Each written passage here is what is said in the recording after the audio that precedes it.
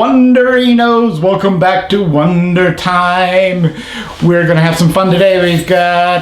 We're gonna look at some books with Chester, and we're gonna do a fun song. But before we get started, I just wanted to let everyone know this is the final week of summer reading. We need to get everything wrapped up by the 15th of August. So if you haven't signed up, it's not too late. If you've been reading all this summer, you can backdate your entries so you can put in the time that you've already read. So you have until the 15th to get all your reading logged in, and then we also have a form. Once you've completed the program, you fill out the form, and we're going to mail you your prizes. We'll mail books and passes to visit the Idaho State Parks. So make sure to get all that stuff in, get signed up, log all your reading this week, and then you have until the end of the month to fill out the form and tell us what kind of books you like, and we will mail them to you. So with that, let's get started with Wondertime.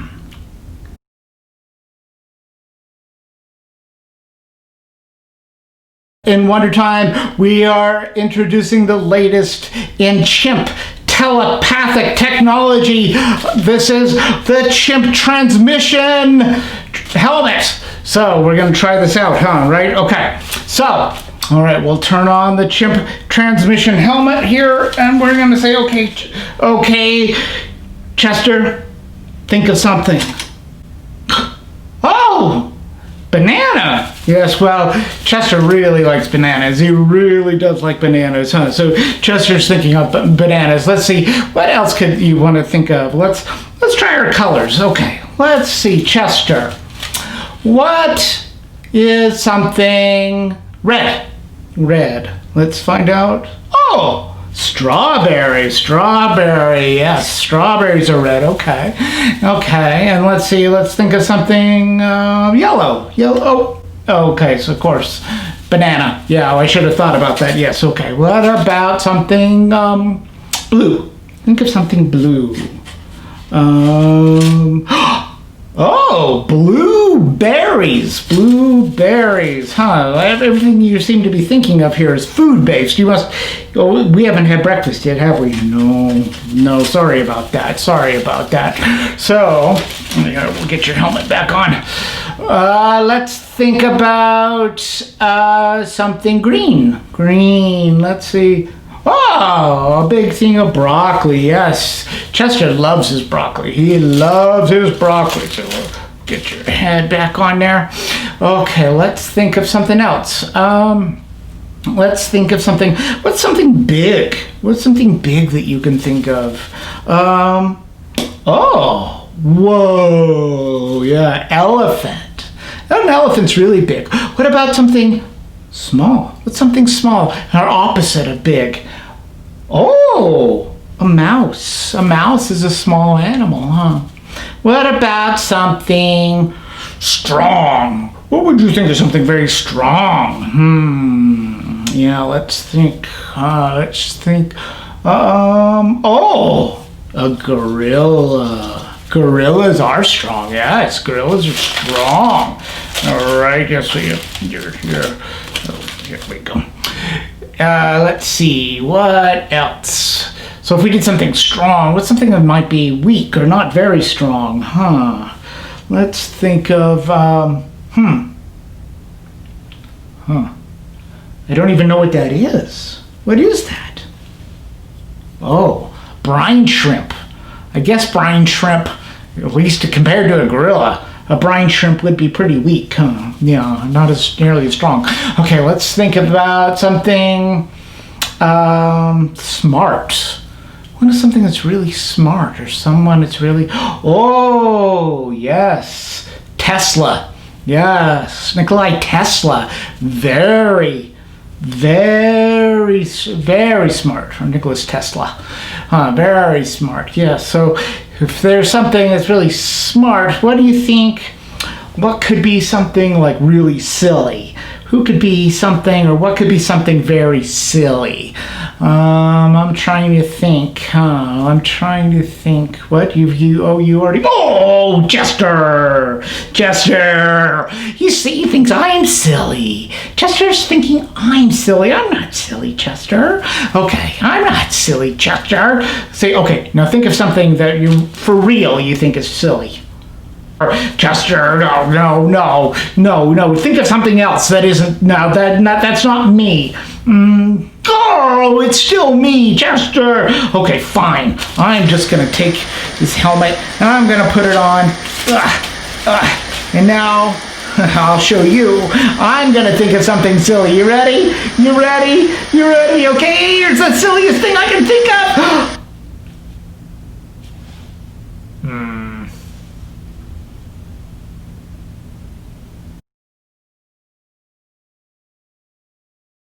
All right, so we're going to talk about one of our early literacy practices. We've got 5 early literacy practices, huh, Chester? Yes.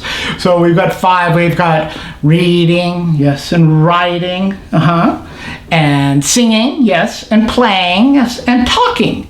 Talking is a wonderful way to increase our literacy and to work on our literacy skills. In fact, by the time we hit kindergarten, ideally, we're going to have 15,000 letters in our vocabulary. It's a lot, huh, Chester? So to do that, we need to hear new words. One way we can do that is we can look at books, because a lot of times we read books that are storybooks and we have some of our favorite stories, but we also like occasionally reading books and looking through books that are what are called nonfiction books. Yeah, nonfiction books. So books that aren't necessarily a story, but are about real things that people or kids are interested in, and that could be anything. That could be sports, yeah, or history, yeah, right, or science, or space, or dinosaurs, about real dinosaurs, or about animals like chimpanzees, yes, or something like that.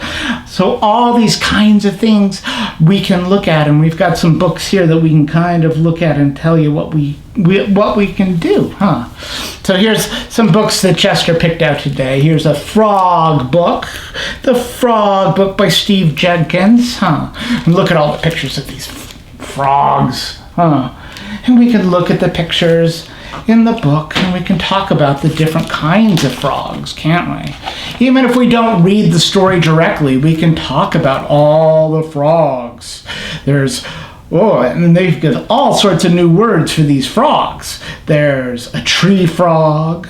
There's a long-nosed horn frog, huh? There's the waxy monkey frog. Oh my goodness. All these pictures. And we can talk about which frogs are the big frogs and which frogs are the little frogs. And we can talk about how frogs live in the wild. Where do they live? How do we get new frogs? They come from eggs. Looks like this. They come from eggs, and frogs will lay eggs. And what do they eat? There's all sorts of different things. They talk about the different frogs and what they eat. Some of them will eat with their hands, and some of them stick out their big tongues. And to catch their food, they'll go to catch a fly.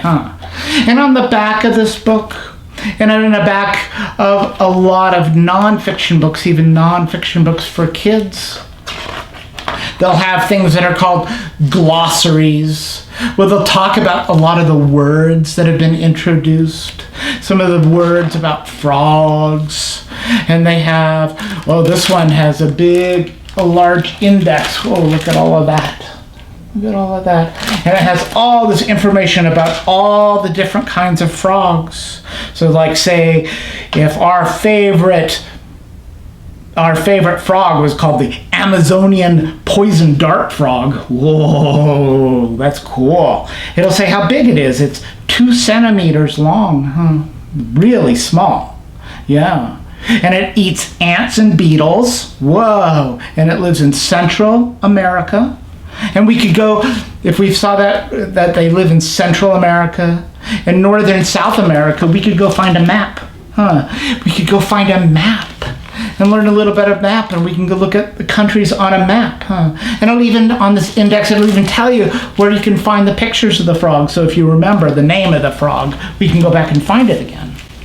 So that's just one example. Let's see what some, oh, you like dinosaurs, huh? There's a wonderful book. Oh, called my encyclopedia, very important, dinosaurs. Dinosaurs. So this is something you can do at home too. You can look at all. We can talk about the dinosaurs. This is called the Aeroraptor. And this one, it's a kind of a hard word to say, but in this book, look, it teaches us how to say it. And it gives us the picture of a dinosaur. And it gives us some facts about the dinosaur and how big it is. I don't know, the back here, it's actually smaller than a human. It's smaller than a grown-up. And they talk about what it ate and where it lived. This guy, he ate, small mammals. Whoa, so he might eat squirrels or something, prehistoric squirrels. This is a way at home we can talk, we can look through books that aren't necessarily storybooks, but they can talk about bugs or dinosaurs or fire trucks or famous things in history. It's talking about real things. It's something to try. Find something at home that you and the little ones are interested in, and find a book about real things. And you can, it's a way to really introduce a lot of new words, new vocabulary, and find, things we can talk about to relate to your own lives. Yes, okay. Well, that's something to try at home. Talk about nonfiction books. Yeah, okay. All right. Ready? Go on.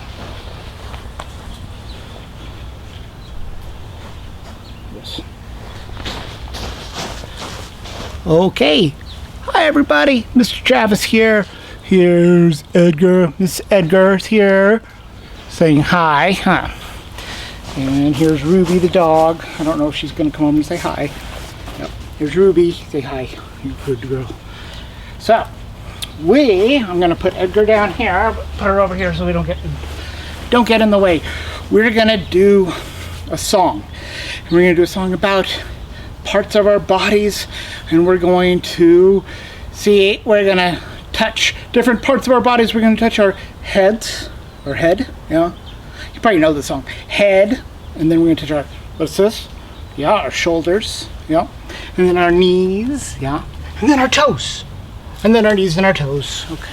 And then we're going to touch our eyes, and our ears, and our mouth, and our nose, and then our head, shoulders, knees, and toes. So we're going to do it. First, we're going to do it in English, and then we're going to do it in Spanish. We're going to learn the names for the same parts of our body in Spanish. And let's go over the Spanish right now too. So for head, it's called cabeza, cabeza, cabeza. And our shoulders are called hombros, hombros, and our knees are called rodillas, rodillas, and our feet are pies, pies. So, and then our eyes are ojos, and then our ears are orejas, and then our mouth is boca, boca, and our nose is nariz, nariz. So we'll do that again, one more time. Cabeza, hombros, rodillas, pies, ojos, orejas, boca, nariz. So we're going to do it first in English, and then we're going to do it in Spanish, and I'm going to have my friend Chester help me here. Come on over here, Chester. Let me get him. I got all my friends. I got Edgar, and I got Ruby the dog, and I got Chester. You ready to do head, shoulders, knees, and toes with me? Yes, okay. Sounds good. So he's going to help me. I'll put him right over here, and then if you ever want to look, we'll do a little Spanish here in Wondertime every now and again, but also we've got some great Spanish resources for Spanish speakers and people learning Spanish, and I will share that on our YouTube page. We've got a great site called Day by Day that is entirely in Spanish and has all sorts of things you can do at home, and another great resource for parents and adults is called Ready Rosie. So I will share those links below. All right, let's do the song, shall we? All right. He kind of knows how it goes. We're just going to sing it. It's going to go like this. It goes head, shoulders, knees and toes, knees and toes. Good. Head, shoulders, knees and toes, and eyes and ears and mouth and nose. Good. Head, shoulder, knees and toes, knees and toes. Wow. Good. Okay. Now we're going to go faster. We're going to go faster. Okay, ready? Head, shoulders, knees and toes, head, shoulders, knees and toes, and eyes and ears and mouth and nose. Ha. Head, shoulders, knees and toes. Whew. You tired? Yeah, I'm tired. Okay. Let's do it in Spanish. Okay. We'll start off, we'll go slow. Okay, here we go. It goes cabeza, hombros, rodillas, pies, cabeza, hombros, rodillas, pies, y ojos y orejas y boca y nariz. Cabeza, hombros, rodillas, pies. Okay, we're gonna do it in español, Spanish, más rápido. We're gonna go faster. Okay, ready? Count to 3 in Spanish and then we're gonna go. 1, 2, 3. Cabeza, hombros, rodillas, pies. Cabeza, hombros, rodillas, pies. Y ojos y orejas y boca y nariz. Cabeza, hombros, rodillas, pies. Whew, good job. Buen trabajo. All right, thanks for doing that song with us. We'll see you next week for Wondertime. Say goodbye, Edgar. Oops. Say goodbye, Edgar. Goodbye, Edgar.